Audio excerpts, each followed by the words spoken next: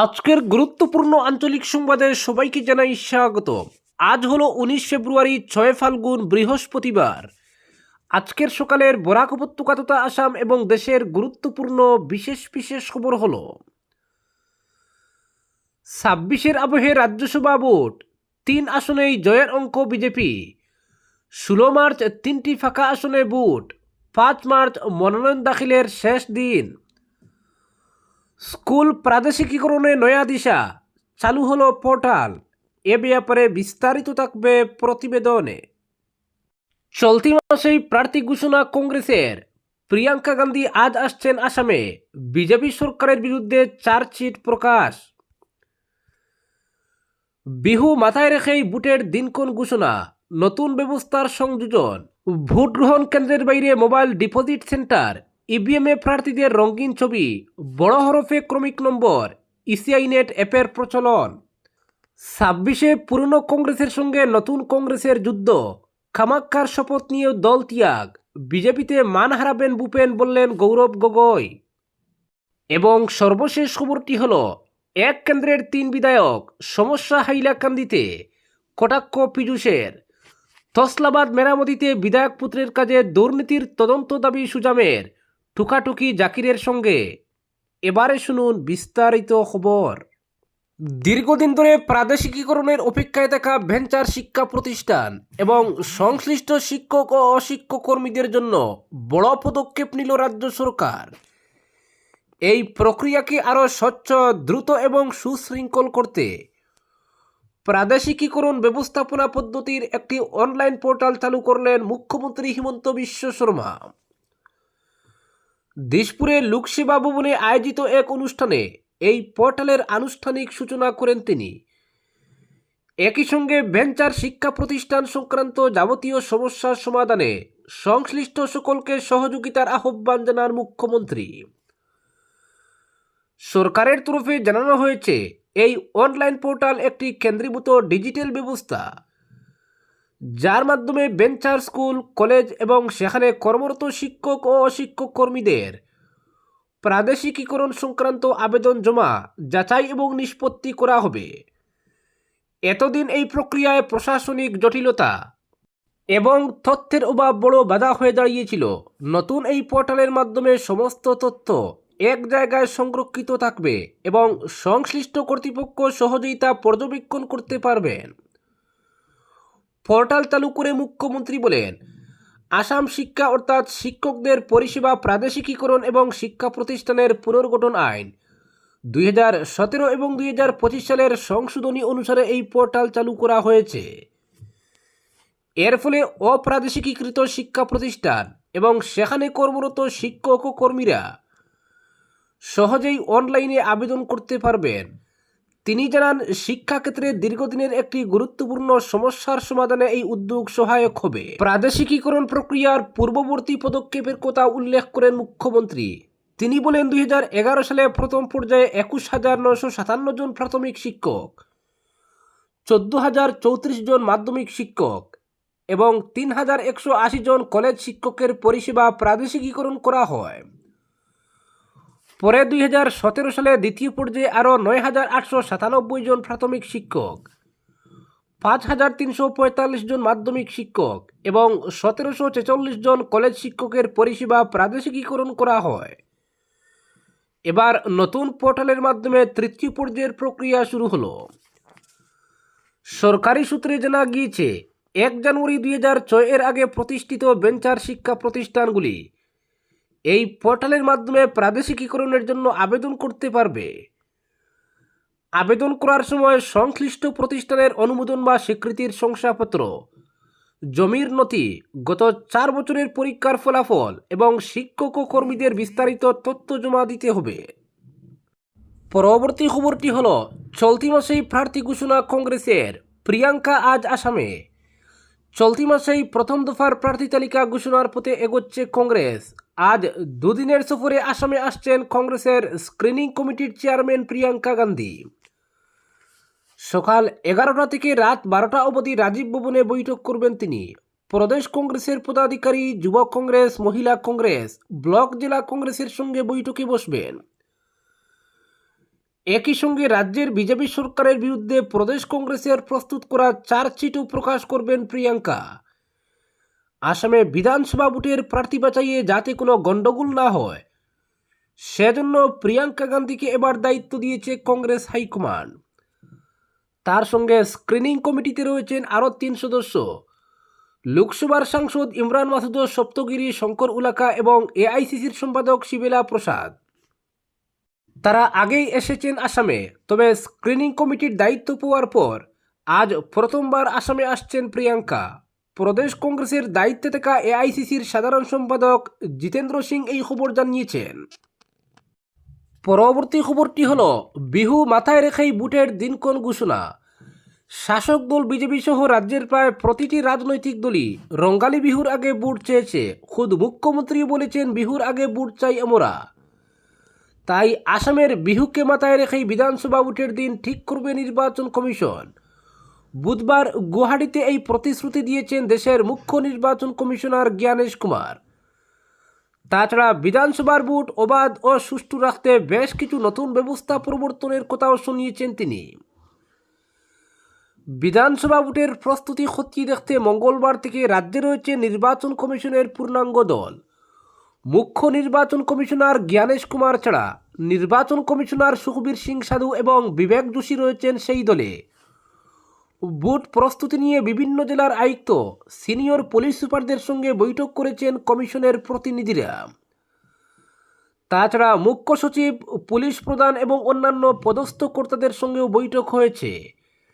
আইন প্রণয়নকারী বিভিন্ন বিভাগের সঙ্গেও বৈঠক করেন নির্বাচন কমিশনাররা। আসামে আগামী 14 এপ্রিল থেকে শুরু হবে বিহু উদযাপন। তাই প্রতিটি রাজনৈতিক দলই বিহুর আগে ভোটের দাবি করেছে কমিশনের কাছে। তাই আসামের সবচেয়ে বড় উৎসব বিহুর কথা মাথায় রেখেই ভোটের দিনক্ষণ নির্ধারণের কথা জানান মুখ্য নির্বাচন কমিশনার। তিনি বলেন, বিহু আসামের অত্যন্ত গুরুত্বপূর্ণ উৎসব। আমরা দিল্লিতে ফিরে বৈঠক করে নির্বাচনের তারিখ ও দফা ঘোষণা করব। ভোটারের স্বার্থ রক্ষা করেই সিদ্ধান্ত নেবে কমিশন। ভোট গ্রহণ কেন্দ্রের সংখ্যা নিয়ে তিনি জানান, রাজ্যে মোট 31,486টি ভোট গ্রহণ কেন্দ্র তৈরি করা হবে, যার মধ্যে 27,711টি গ্রামীণ এলাকায় এবং 3,775টি শহরাঞ্চলে। মডেল ভোট গ্রহণ কেন্দ্র থাকবে 126টি। 3,176টি ভোট গ্রহণ কেন্দ্রের পরিচালনার দায়িত্বে থাকবেন মহিলারা। তবে ভোটার সংখ্যা এবার নিয়ন্ত্রণ করা হবে। প্রতিটি ভোট গ্রহণ কেন্দ্রে সর্বোচ্চ 1200 জন ভোটার থাকতে পারবেন। গড়ে প্রতি বুথে ভোটারের সংখ্যা থাকবে 793।